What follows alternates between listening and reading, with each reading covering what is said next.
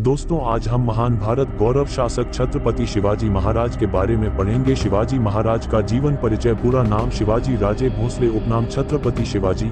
शिवाजी महाराज शासकीय नाम छत्रपति शिवाजी महाराज। शासन अवधि 38 वर्ष। जन्मतिथि 19 फरवरी 1630। जन्मस्थान शिवनेरी दुर्ग, महाराष्ट्र, भारत। मृत्यु तिथि 3 अप्रैल 1680। मृत्यु स्थल रायगढ़, मराठा साम्राज्य, वर्तमान में महाराष्ट्र, भारत। समाधि स्थल रायगढ़ किला, रायगढ़, मराठा साम्राज्य, वर्तमान में महाराष्ट्र। आयु मृत्यु के समय 50 वर्ष। गुरु समर्थ रामदास वंश भोसले राजघराना, मराठा। राज्याभिषेक 6 जून 1674। गृहनगर, राज्य शिवनेरी दुर्ग, महाराष्ट्र, भारत। परिवार पिता शाहजी भोसले, माता जीजाबाई। भाई कोजी सौतेले भाई। धर्म हिंदू। शौक अभिरुचि घुड़सवारी, तलवारबाजी। वैवाहिक स्थिति शिवाजी महाराज की 8 पत्नियां थी। सेबाई निम्बालकर, सोयराबाई, मोहिते, पुतलाबाई पालकर, सिद्धबाई गायकवाड़, सगुनाबाई शिर्के, राजकुंवरबाई, काशीबाई जाधव, लक्ष्मीबाई विचारे और गुणवंताबाई इंगले। पुत्र संभाजी सेबाई की कोख से राजाराम, सोयराबाई की कोख से बेटिया सखुबाई, गुणबाई, अंबिकाबाई, दीपाबाई, कमलाबाई। शिवाजी महाराज से जुड़ी कुछ रोचक जानकारियां। शिवाजी महाराज का जन्म 19 फरवरी 1630 में शिवनेरी दुर्ग में हुआ था। इनके पिता का नाम शाहजी भोसले और माता का नाम जीजाबाई था। शिवनेरी दुर्ग पुणे के पास है। उनकी माता ने उनका नाम भगवान शिवाय के नाम पर शिवाजी रखा। उनकी माता भगवान शिवाय से स्वस्थ संतान के लिए प्रार्थना किया करती थी। शिवाजी के पिताजी शाहजी भोसले एक मराठा सेनापति थे जो कि डेक्कन सल्तनत के लिए कार्य किया करते थे। शिवाजी के जन्म के समय डेक्कन की सत्ता 3 इस्लामिक सल्तनतों बीजापुर, अहमदनगर और गोलकोंडा में थी। शिवाजी अपनी मां जीजाबाई के प्रति बेहद समर्पित थे। उनकी मां बहुत ही धार्मिक थी।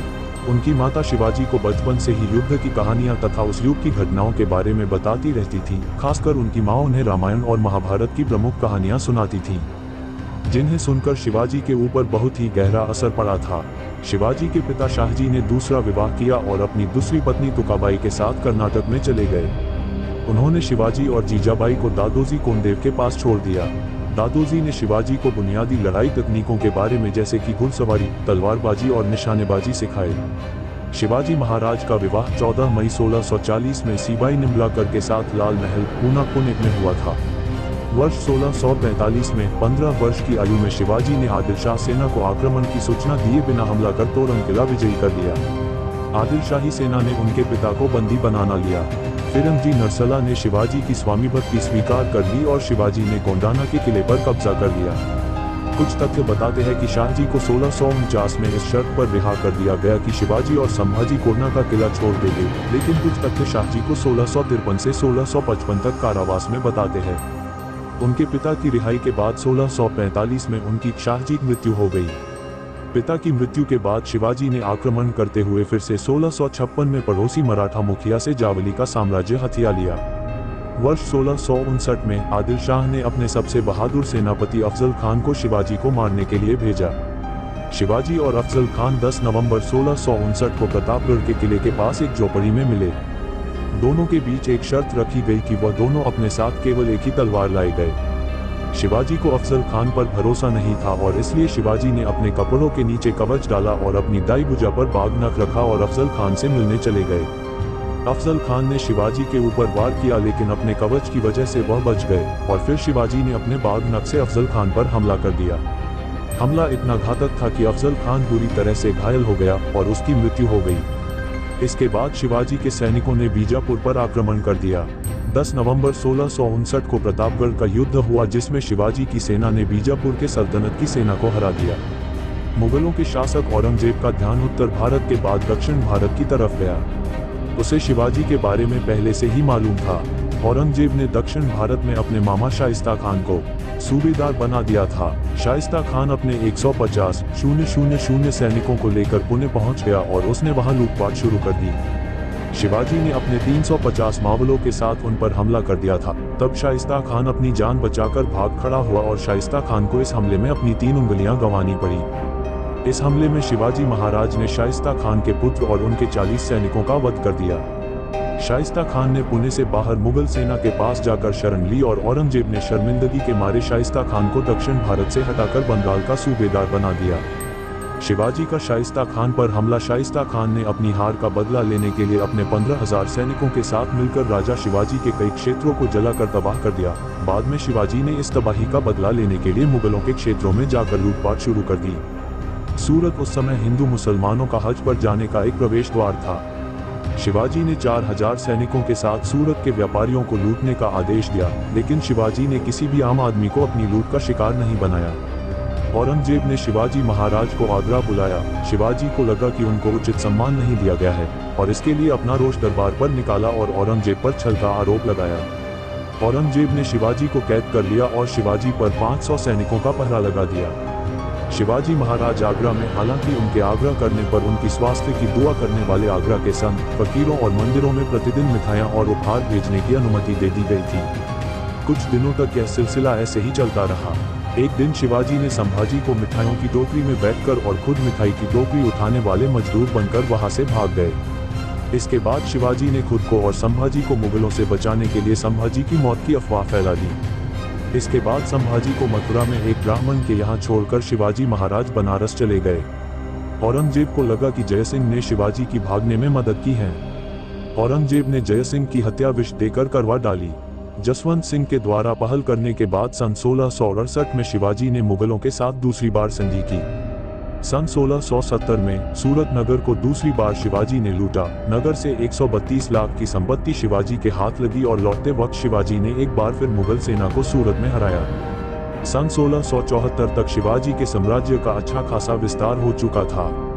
पश्चिमी महाराष्ट्र में स्वतंत्र हिंदू राष्ट्र की स्थापना के बाद शिवाजी ने अपना राज्याभिषेक करना चाहा, परंतु ब्राह्मणों ने उनका घोर विरोध किया। क्योंकि शिवाजी क्षत्रिय नहीं थे, उन्होंने कहा कि क्षत्रियता का प्रमाण लाओ तभी वह राज्याभिषेक करेगा। बालाजी राव जी ने शिवाजी का संबंध मेवाड़ के सिसोदिया वंश से संबंध के प्रमाण भेजे, जिससे संतुष्ट होकर वह रायगढ़ आया और उन्होंने राज्याभिषेक किया। राज्याभिषेक के बाद भी पुणे के ब्राह्मणों ने शिवाजी को राजा मानने से इनकार कर दिया।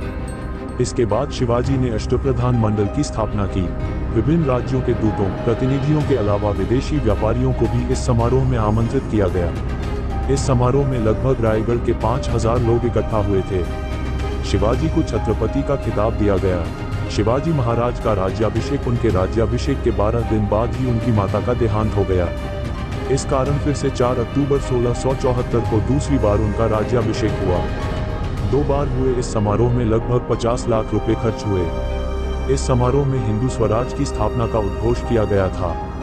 शिवाजी महाराज का दूसरा राज्याभिषेक, शिवाजी के परिवार में संस्कृत का ज्ञान अच्छा था और संस्कृत भाषा को बढ़ावा दिया गया था। शिवाजी ने इसी परंपरा को आगे बढ़ाते हुए अपने किलों के नाम संस्कृत में रखे, जैसे कि सिंधुदुर्ग, प्रचंडगढ़ तथा सुवर्णदुर्ग। उनके राजपुरोहित केशव पंडित स्वन्य एक संस्कृत के कवि तथा शास्त्री थे। उन्होंने दरबार के कई पुराने कायदों को पुनर्जीवित किया एवं शासकीय कार्यों में मराठी तथा संस्कृत भाषा के प्रयोग को बढ़ावा दिया। शिवाजी एक कट्टर हिंदू थे, वह सभी धर्मों का सम्मान करते थे। उनके राज्य में मुसलमानों को धार्मिक स्वतंत्रता थी।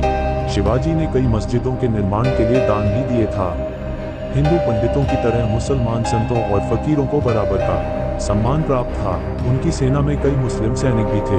शिवाजी हिंदू संस्कृति का प्रचार किया करते थे। वह अक्सर दशहरा पर अपने अभियानों का आरंभ किया करते थे। शिवाजी ने काफी कुशलता से अपनी सेना को खड़ा किया था। उनके पास एक विशाल नौसेना नेवी भी थी, जिसके प्रमुख मयंक भंडारी थे।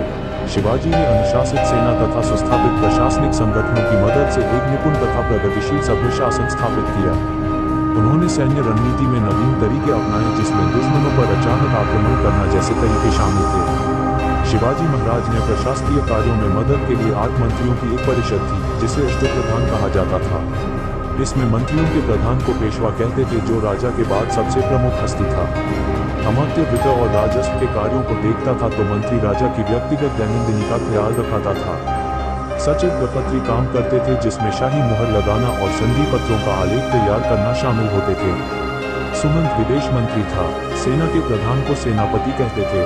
दान और धार्मिक मामलों के प्रमुख को पंडितराव कहते थे। न्यायाधीश न्यायिक मामलों का प्रधान था। शिवाजी महाराज के बारे में एक पुस्तक गनिमी कावा लिखी गई है, जिसमें उनके शत्रु पर अचानक से आक्रमण करने के कई किस्से हैं।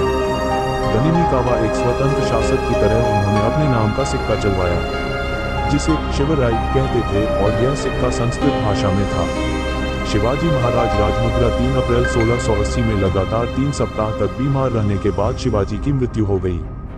शिवाजी महाराज की जयंती हर वर्ष 15 मार्च को मनाई जाती है। इसी प्रकार की और भी जानकारी पाने के लिए हमारे YouTube चैनल हिंद जी के एग्जाम को सब्सक्राइब लाइक शेयर जरूर करें। धन्यवाद।